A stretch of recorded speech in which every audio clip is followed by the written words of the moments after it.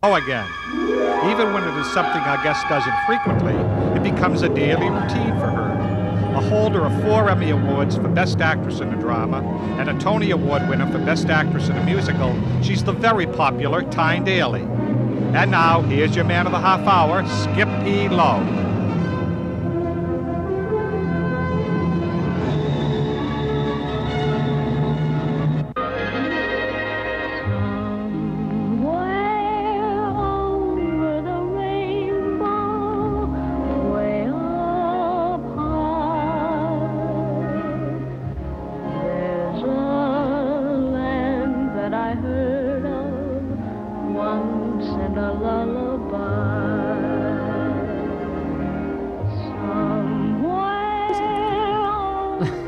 No, really? I don't. But tell me something. Growing up, James Daly, your father, wow, what a great actor. He was a very good actor, my dad. He was Theater actor, real theater. Yeah, for a long time, but television always. He was in very, very early television. Foreign Intrigue. Yeah, but before that, Danger and Studio One. That's right, Studio and One. Philco Hour and stuff like that, you know. He really did a lot of great those shows, didn't he? Yeah. But Foreign Intrigue, what happened? He went to Europe to do that, didn't he? We went to Europe. He went to Europe, and then the family followed, and that was about a year's worth of time. It was the second go-round of that thing. I can't remember the name of the man. Where did you grow up, actually? I have the vaguest idea. You don't? Around a lot, you know. Around a lot? Around a lot. Right. A lot of moving around is what I remember. And then I got to suffer in New York when I was in about the 6th grade. Then you went to Stockholm. Didn't you go to Sweden? Oh, that's all right. That's before. Before? Yeah. Stockholm and Paris and those places were when my dad was doing Foreign Intrigue. Right. And they shot in some stuff in Italy. And that was before we got there. And then we were in Paris. And you studied French. And I studied French and went to school in what French. age? What age were you? I was 7 and 8. God, mine picks up at 7 and 8. Everything, but better my sister Glynis. My sister Glynis was 5, and she was a sponge. She spoke French and English and Swedish. Really? Because she could incorporate all that. Little kids have the best brains. They can pick up anything. So you can teach them 3 or 4 languages at once. Right. Whereas my parents at the same time were struggling to learn a little Swedish to get along, you know. Three sisters? Or 3 two? sisters and 3 one brother. sisters and 1 brother. Timothy and...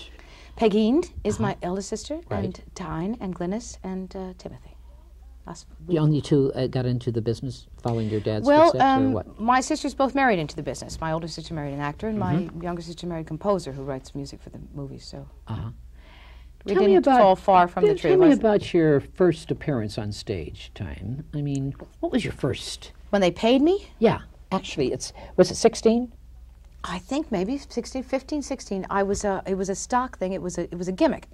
My dad and my mother and myself and my sister Glynis and my brother Tim all did little pieces. Well, the kids did little pieces. My parents did the main responsible parts in a play by Jean Kerr called Jenny Kissed Me. Right. At Bucks County, PA. And my kid brother had a walk-on. I guess he was 4 or 5. God. And I got my card out of that.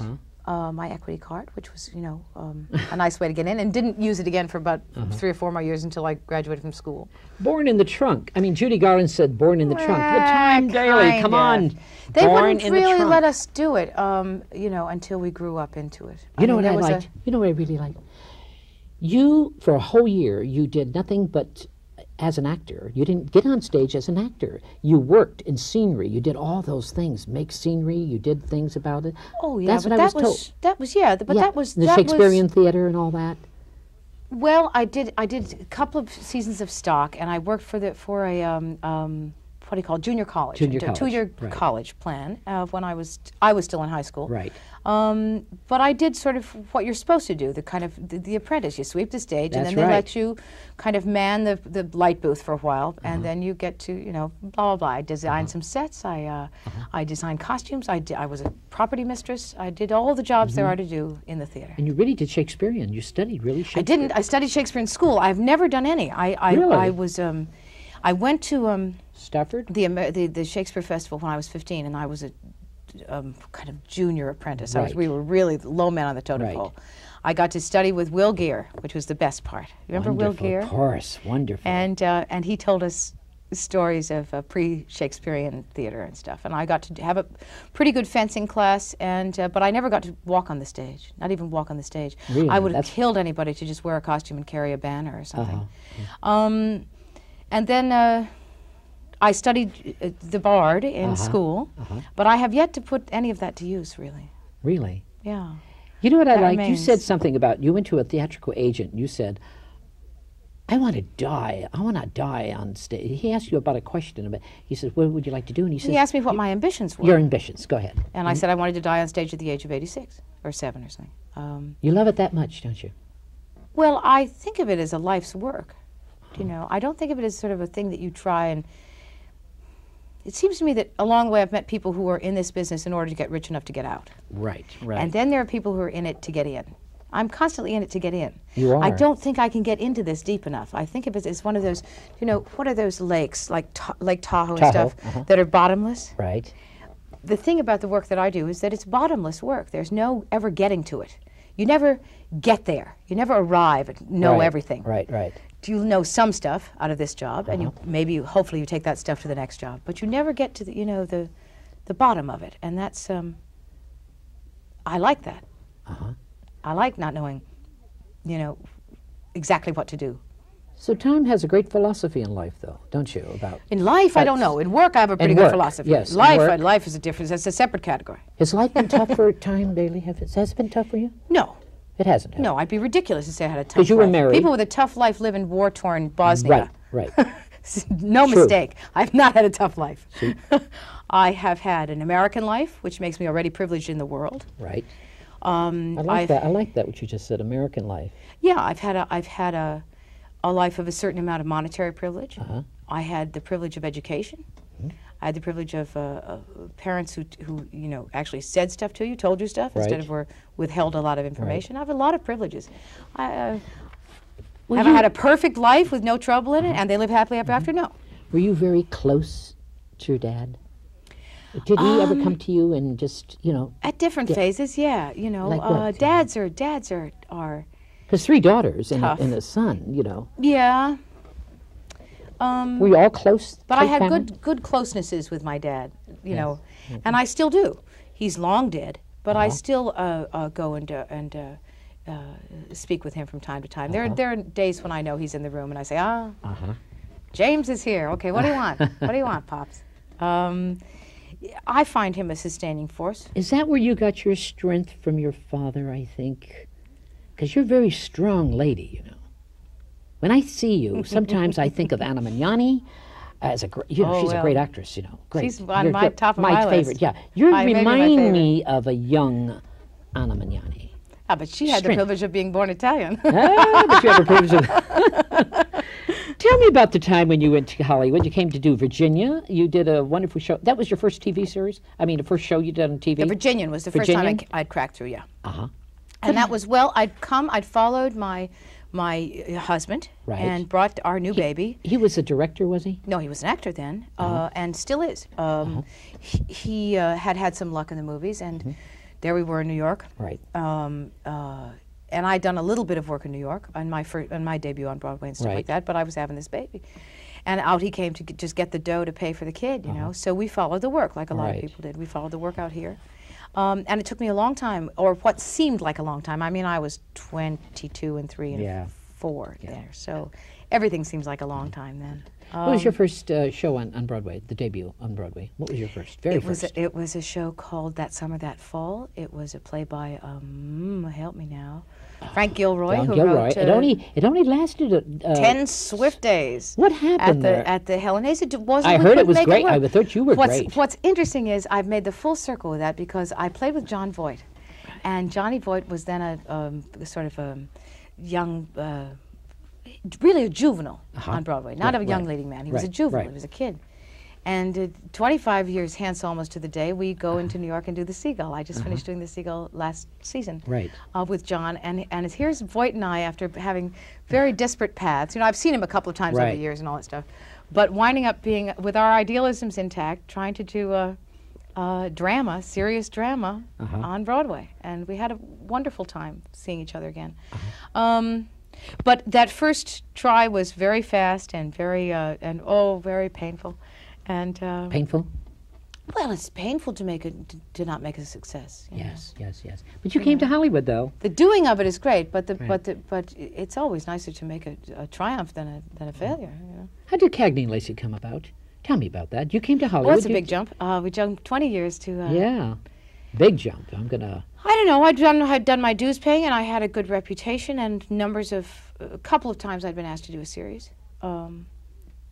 And this one came, and I'd gone home and got on my knees and said, please God, don't make me have to do this for the rest of my days. I don't want to play this character. You didn't? Not on Cagney, but Right. the ones that had come Right. previous to that. And then Cagney and Lacey came along, and it was really worthy. And Loretta Swit fought the good fight for me and got the job for me in many ways. So I'm beholden to her. And then all of a sudden, it pulled these amazing numbers, and it turned into a series. And I signed on for those wicked 7 years. 6 they make years, you 6 or sign. 7. Was it 6? You signed for 7. 7. And we did to 6 and a 6. bit. But it wasn't a straight shot because we Right. kept on getting canceled. Oh, but the awards kept going all the time. Yes, we kept on getting canceled, and we kept on getting awards. Yeah. Why was So- that so? I mean, people didn't know. I don't know. But do you know? Yeah, not really. You've been around. Tell me. The girls you work with in the show, Sharon Kloss, wonderful. Yeah. John Carlin, wonderful. Johnny Carlin, wonderful. These are all theater We had a actors. good group, They we attracted, the going good writers and the going good directors who wanted to, Right. look themselves in the face in the mirror in the morning. John Carlin, a theater actor. Carlin. Yeah, he's such great, isn't he? He's a dear heart. I love him. I love him dearly. Do you miss the show during the show right No. now? You I do not miss doing the show. You don't? Doing the show was hard, and we did real good work, and we had a nice run out of it, and I wouldn't do. But then I'd never do anything again, Skippy. I don't You believe in doing keep stuff going. again. Yeah, I see it. That's great. in my philosophy, backward is not a direction. Right. You got north, south, east, west, and forward. But backwards is not a direction, It's true. and you try not to backpedal or backslide. But in 1988, you sang. You did a singing debut on the Dolly Parton show. Tell me about that. Whoops, that was a big break Sharon for you, and my I dear. had been nominated to get a little medal from Ms. Magazine for Right. Women of the Year. I guess because of the TV show. We go there; it's a thing in New York, and there's Dolly Parton, and a girl who had kind of defied the Catholic Church by she'd done something or other. There was like 6 of us who'd all Right. been given this medal of distaff honor, and Dolly Parton was there, and I told her that I thought she was keen, and I loved her act, and I loved old songs and stuff from the Appalachians and songs my mother taught me. And she said, I'm going to do a show, and will you come on? And I said, sure. It was one of those. What was the song you did on the Dolly Parton show? Do you remember? Oh, golly, I have You the don't vaguest know? You know idea. They why? wrote us one. Well, go ahead. They wrote us you one. one. Yeah. You know why? That turned your whole life around, Tyne. People didn't know that Tyne Daly was a singer. Well, I don't think it was a big deal on the show. What happened was the producer in New York saw the show and thought I had been looking for somebody to play Rose in a revival of Gypsy. Right. Because it was the 30th year anniversary of the writing of that play. And sort of turned to his partner and said, what do you think about Daly for Rose? And they said, good idea. So they called me up and I got an audition out of it. You got on a plane and you went to New York and you auditioned it. And what happened? Wow, from there on. They said, come do it, And I said, okay. And we toured for a bunch of months. What was your reaction when they wanted you to do Madame Rose? That's a great part. It's a great part. I saw you at the theater at Dorothy Chandler before you went to New York. Yeah. Oh, I sat in the audience. You came on that stage and belt, because I saw the original in New York with Ethel Merman. And it's my favorite show, one of my favorites. It's in my top 5. It's theatrical. It's very theatrical. It's a beautiful. And I'm going to say, God, Cagney and Lacey, Tyne Daly doing Madame Rose. Let me see what she's doing. I sat there. Boy, I was doing what I always do. You do the best is based on how much you understand it. But you surprised a lot of people. Come on. Yeah. You really did. Even in LA Darling, before. when you do it for a couple 100 years, I've been acting now for 30 years. That's right. All you have left is surprises. You do. The point is that if people have seen 6.5 years of your work on a weekly basis, they've seen a lot of what you know. Right. You have to keep coming up with surprising stuff. That's the point. And I love surprising people. It's nice. I like surprising myself. I like always, you know, to take a job because I don't know how to do it. Right. Were you nervous? Not because I do know how to do it. You know, that's if you already know how to do it, it's kind of a yawn, isn't it? You were Excuse me, I'm taking a spot off my that's skirt. Okay. Time. You were in New York when you opened in New York on Broadway. Gypsy, come on. Those New Yorkers are waiting to see, compare you with Ethel Merman. Yeah, but when I opened in New York, I was ready. Yeah, you were. You really were.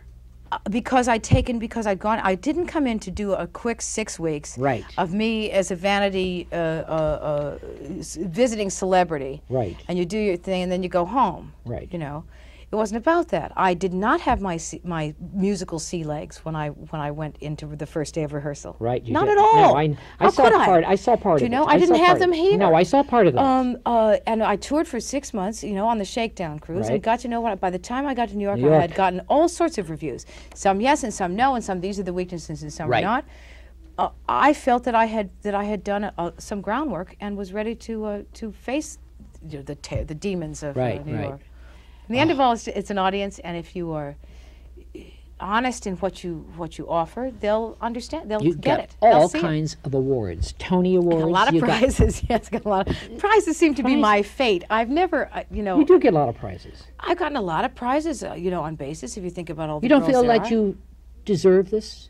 Is that what you're sitting there telling me? Of course you deserve it. Has nothing to do You with don't- deserving. That's just no. That's not. I mean, prizes aren't what it's about. Right. And I don't despise them at all. You know, you go and you say, "Thank you very much for giving the prize. This feels great." You don't spit on the prize, Right, Because right. people are trying to, you know, if somebody's trying to give you a present, you should be a little gracious about it. Right. But certainly, it's not what I work for. I work. It's a very selfish thing what I do. This is about privilege again. I work for my own satisfaction. It's like being a runner. Right. You don't run against the other guy's time. You run against your own best time. Benefit. Yeah. Yeah. You know, if you run against your own best time. We live in a highly competitive society, and I actually don't like competition much. I'm not a tennis player. I don't like to beat the other guy. Right. I'm not much of a.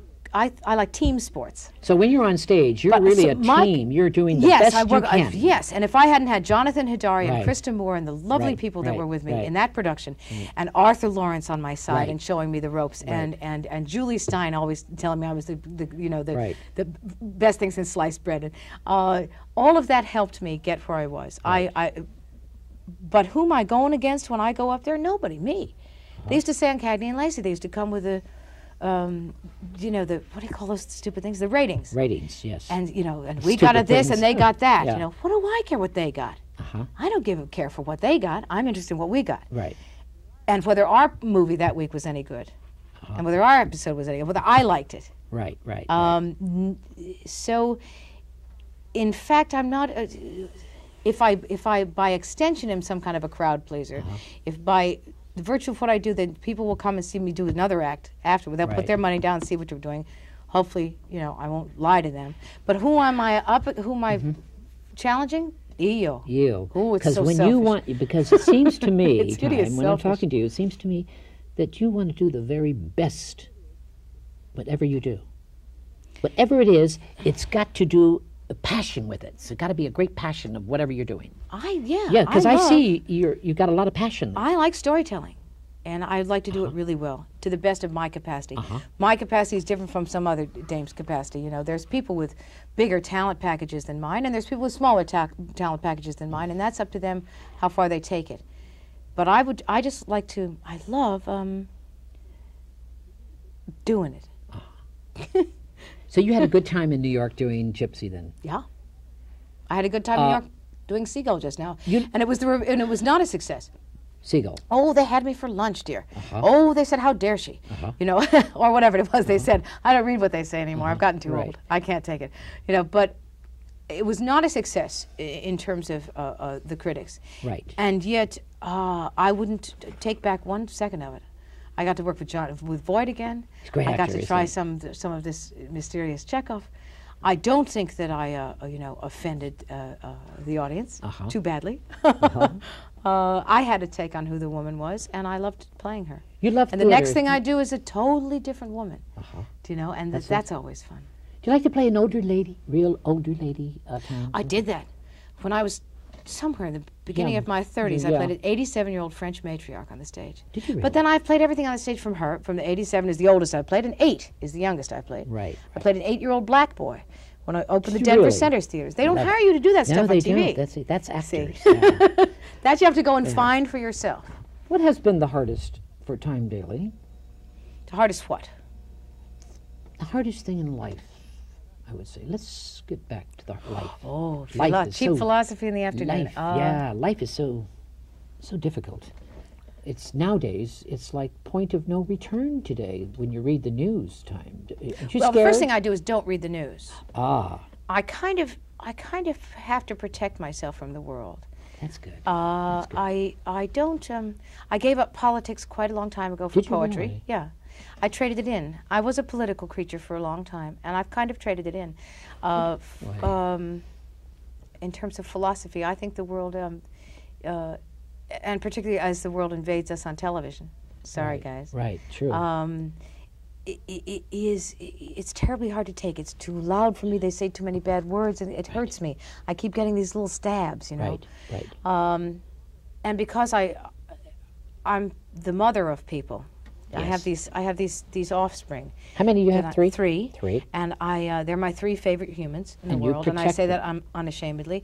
Well, I'm interested in them. I love them dearly, and I don't want them to be defeated.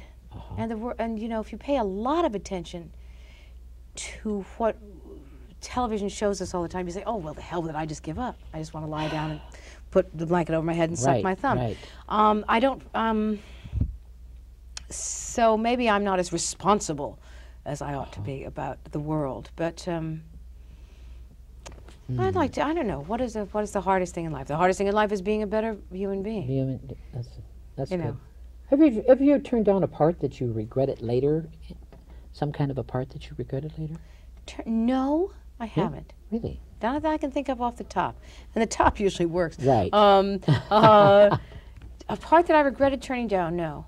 I haven't said a lot of no in my life, or it doesn't seem to me. It seems to me that yes is the proper response of actors. You seem happy. Well, good.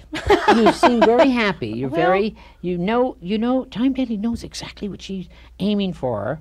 Not Like ex- today, you're going, you know what you're doing. You have it, you don't want to go backwards, you say. I don't like want to go that. backwards, yeah.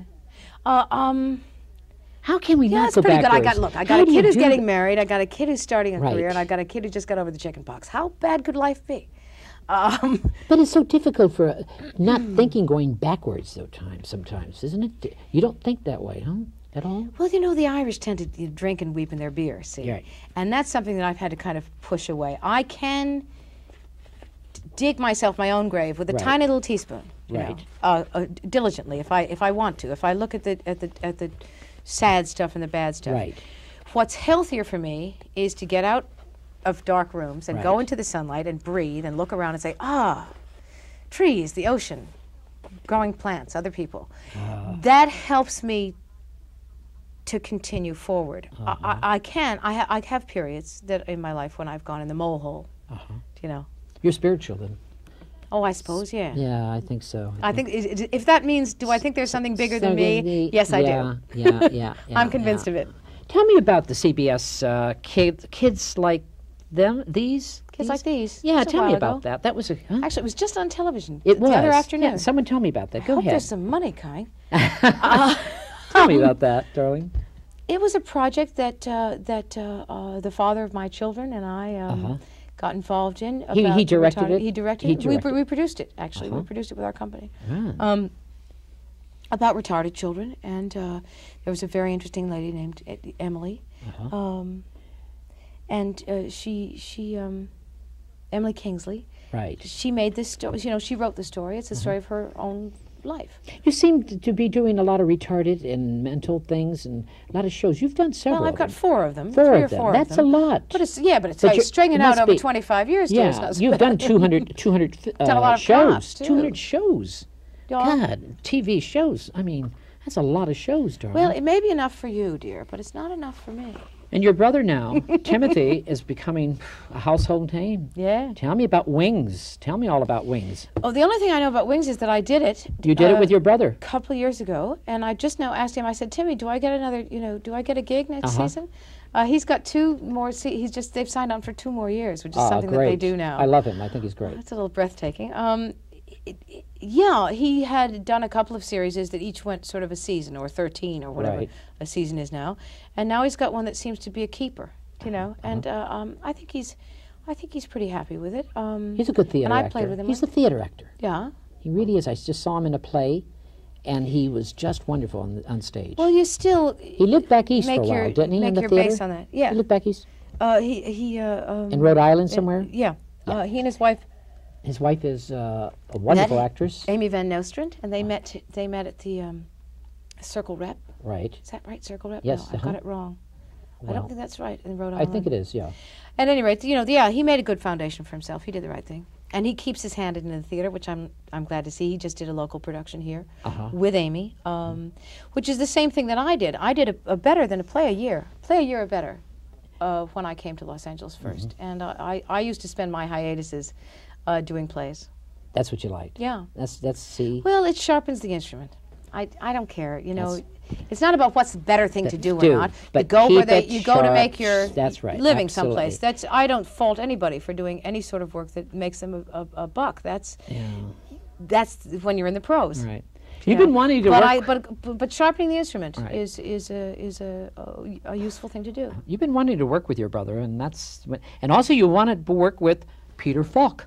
Columbo, come on, tell me about you and Peter Falk. What is this? Come on, darling.